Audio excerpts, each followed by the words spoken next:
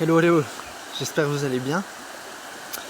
Je trouve que l'humain, en fait, à travers tout ce qu'on peut observer aujourd'hui, il semble beaucoup coupé de lui-même. Je parle de l'humain, j'en fais partie.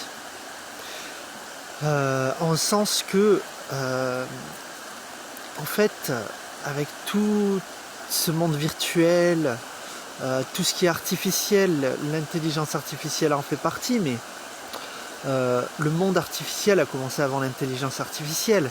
Ça a commencé bien avant même les réseaux sociaux. Ça commence avec l'apparence, je pense, à être vraiment en surface et dans la superficialité. Alors, ce que je veux dire, c'est qu'à une époque, même, je pense qu'on ne pensait pas à tout ça. Et on a une époque où on peut commencer peut-être à penser autrement. Mais on se perd de plus en plus dans l'illusion. Et je crois que ça n'a pas commencé avec la technologie. La technologie est récente. Les télés, ça a quoi 50, un peu plus de 50 ans. Enfin, en tout cas, où ça s'est vraiment démocratisé, il me semble, c'est les années 70. Après, si je ne suis pas juste dans les dates, c'est pas grave, l'idée est la même. Ça n'a pas 500 ans, quoi. Les téléphones, tout ce qui est smartphone en plus, c'est encore plus récent. Voilà, les ordinateurs aussi, c'est assez récent. En tout cas, la démocratisation. Il y a 100 ans, il n'y avait presque rien de ce qu'il y avait là. Mais ça a commencé par autre chose pour moi. Ça a commencé par une certaine division. Le monde humain et le monde de la nature. Mais non, mais on est la nature, tu vois. On n'est pas séparés de tout ça. Et c'est bête parce que aujourd'hui on cherche à artificialiser tout et les villes ont commencé à ça. Regardez, baladez-vous dans le centre-ville d'une grande ville. Vous avez beaucoup d'interactions, énormément d'interactions, et personne va vous dire bonjour, ni vous en fait. Personne ne se dit bonjour.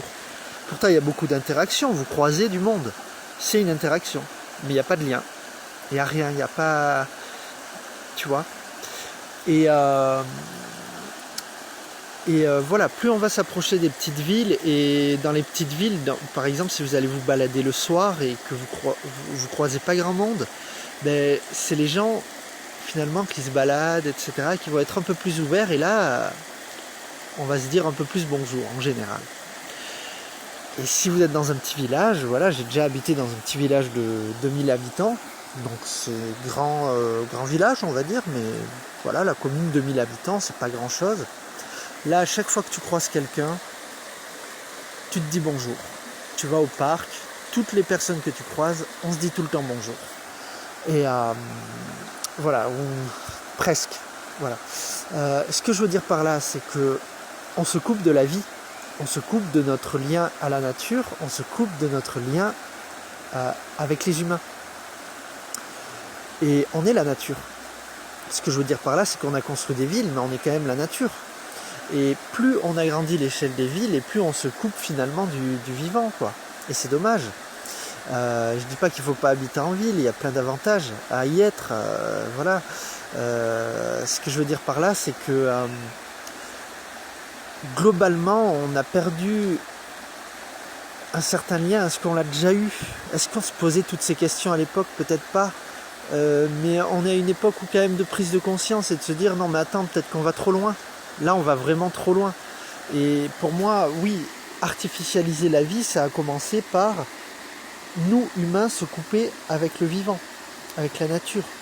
Et ensuite petit à petit on s'est de plus en plus coupé. On a accepté ça, on s'est dit bon c'est chouette, machin, mais on s'est coupé. Donc notre créativité a augmenté, on a été capable de créer des choses. Et en même temps, on s'en est servi aussi pour plus virtualiser en fait, et se perdre de plus en plus. Et on peut le voir, je pense, avec les hormones du plaisir. Les 4 principales étant la dopamine, l'ocytocine, la sérotonine et comment on appelle ça, l'endorphine, pardon. Donc je pense que globalement la population est en excès extrême de dopamine et qu'il y a très très peu de sérotonine, quasiment rien globalement, et que au niveau ocytocine et endorphine, on n'est pas équilibré, mais disons que je pense qu'on est en dessous de ce qu'il faut globalement, de comment nous devons le vivre, mais qu'il y en a quand même. Voilà. Alors les endorphines, comment on a des endorphines, par exemple, c'est en faisant du sport. En faisant du sport, tu libères des endorphines.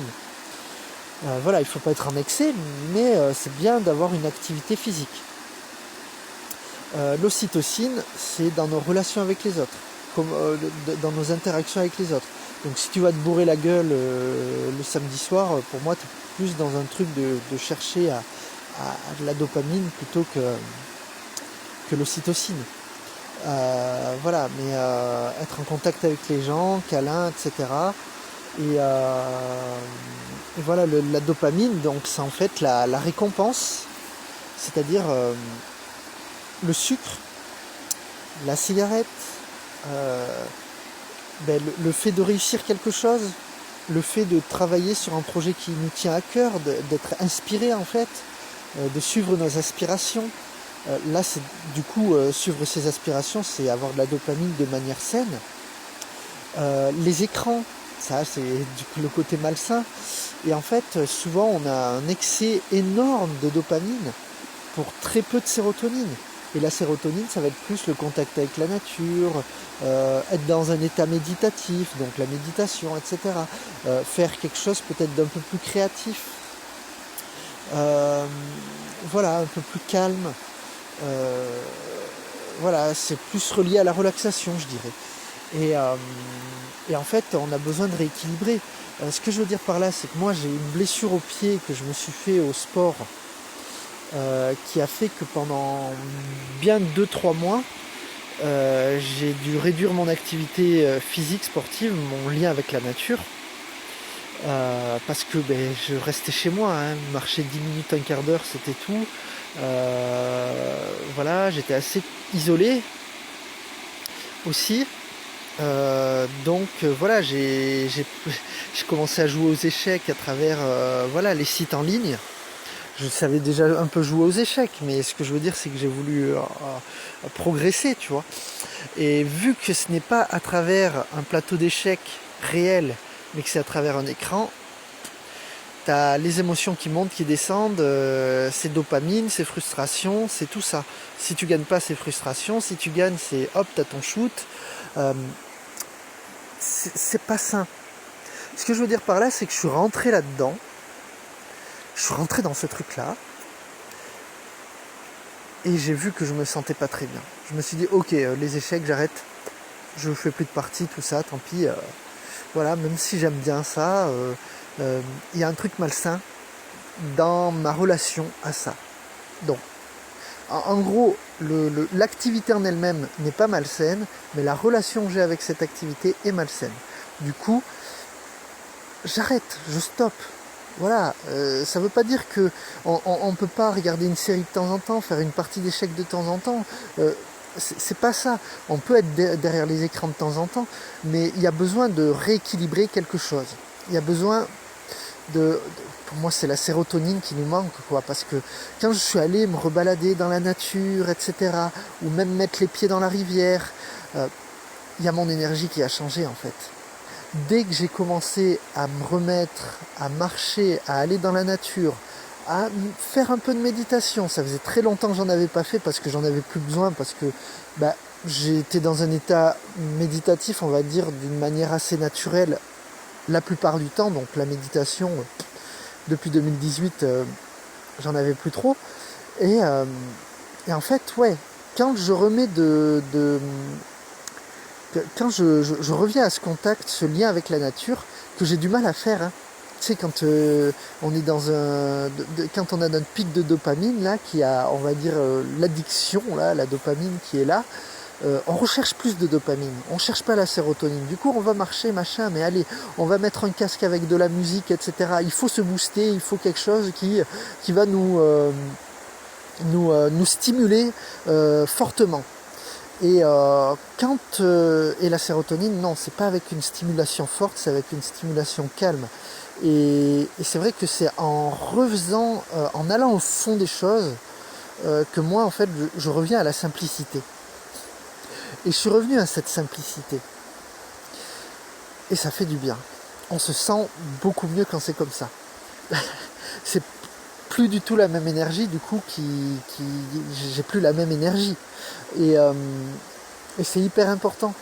Et c'est pour ça que c'est important de bien choisir ses relations sans être extrême non plus. Bien choisir ses relations, c'est pas être avec des gens qui nous valident et qui pensent tous la même chose que nous.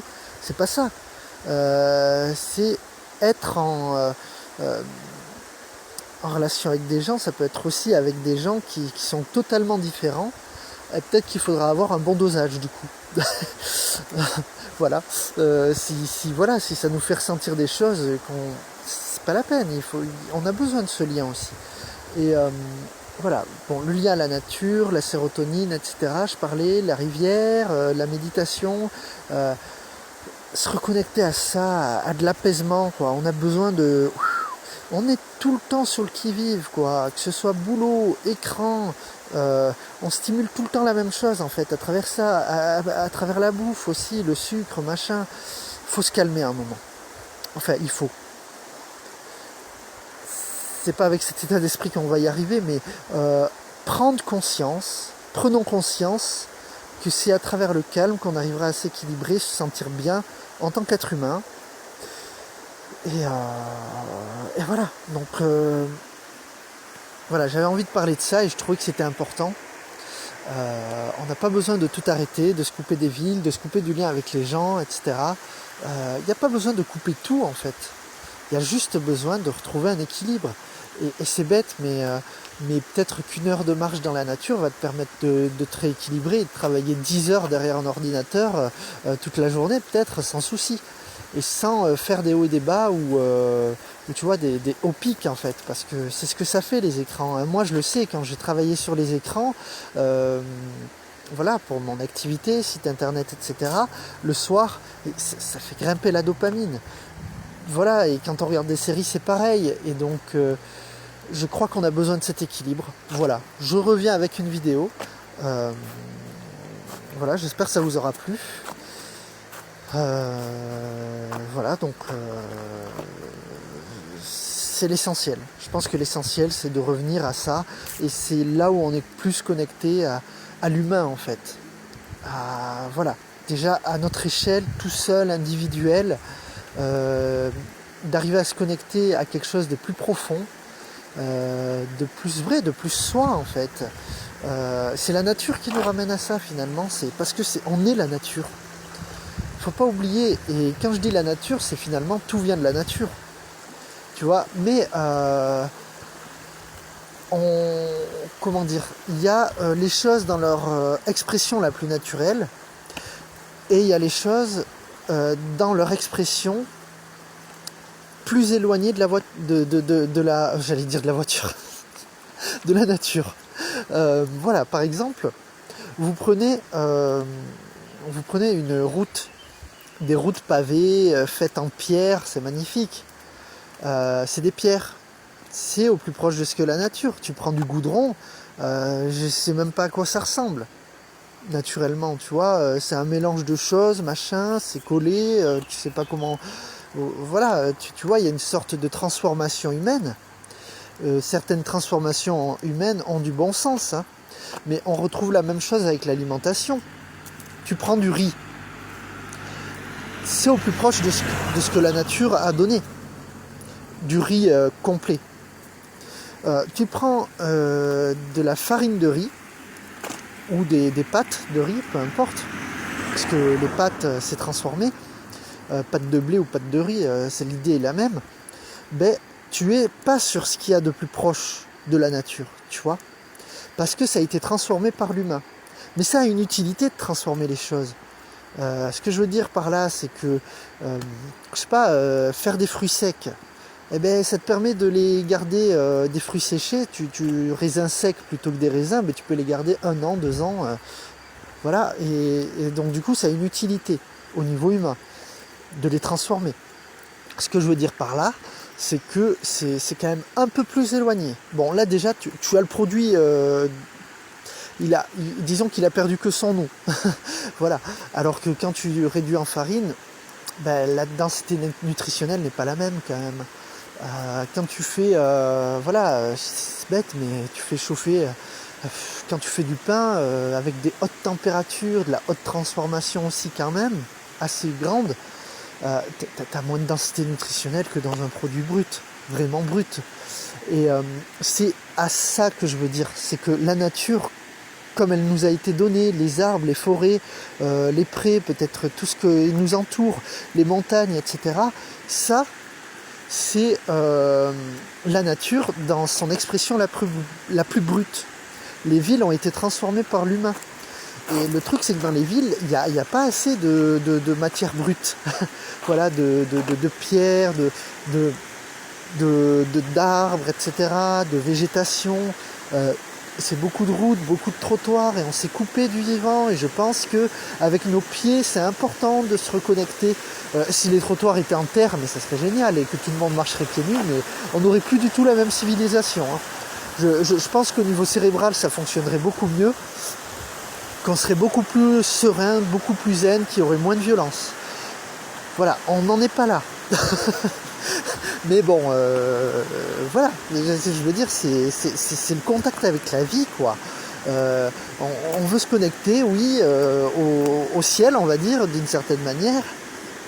Il y en a qui le font à travers la prière, à travers la méditation, et à travers les écrans, finalement, on se coupe un peu, on reste que dans le mental, mais on prend pas le temps de se connecter à la terre, à ce qu'il y a sous nos pieds, à là où on vit.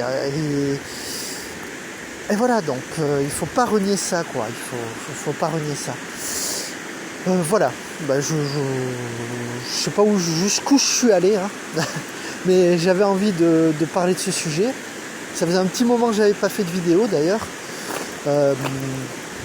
Voilà, donc bah, je pense que je peux m'arrêter là. Voilà, bah, oui, au passage, c'est vrai que je partage beaucoup moins qu'à une époque, bah, parce que voilà, j'étais occupé aussi moi-même à beaucoup de choses donc dans ma vie, et il y avait besoin aussi de se couper des réseaux sociaux pour moi, pour aller voir ce qui est vrai en moi. Je ne dis pas que je suis allé totalement aller le voir, mais en tout cas en partie. Voilà, puis j'ai eu ce certificat de conseiller en nutrition, etc. Parce que la nutrition, c'est quelque chose qui me parle depuis très longtemps. Tu as dû le voir avec toutes les recettes que j'ai pu partager depuis 2020. Je m'amusais. Donc voilà, c'est quelque chose auquel j'aime bien me connecter, et donc que j'aime bien transmettre. Donc voilà, si ça résonne pour toi, bah, tu peux me contacter si tu as vraiment besoin d'accompagnement à ce niveau-là. Voilà, et ça sera un plaisir. Et voilà, donc j'ai terminé pour ça. Ouais, c'est tout. Ben, profitez de la vie. Et voilà, ben, profitez peut-être de vous balader des fois le soir, assez tard. Quand il fait un peu jour comme ça, c'est bien, on peut profiter du soleil. Quand il n'est pas encore totalement couché. Et ben, quand il est couché, la nuit, c'est top, parce qu'il n'y a plus personne, quoi. Bon, en pleine ville, ça peut être un peu plus risqué selon les quartiers, mais quand on est un peu plus proche de la campagne, voilà, c'est plutôt chouette. Là, je suis au bord de la rivière, tranquille, hein, je suis parti à pied. Voilà.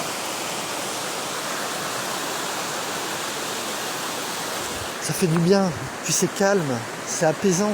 Les bruits de la nature sont apaisants. Les oiseaux, l'eau, c'est des bruits qui sont calmes en fait. Voilà, c'est loin de l'excitation mentale de l'humain. Voilà, bon ben je vais vous laisser là-dessus. Passez une belle soirée ou une belle journée en fonction de quand vous verrez la vidéo. Et on se dit à très bientôt. Au revoir. Ciao.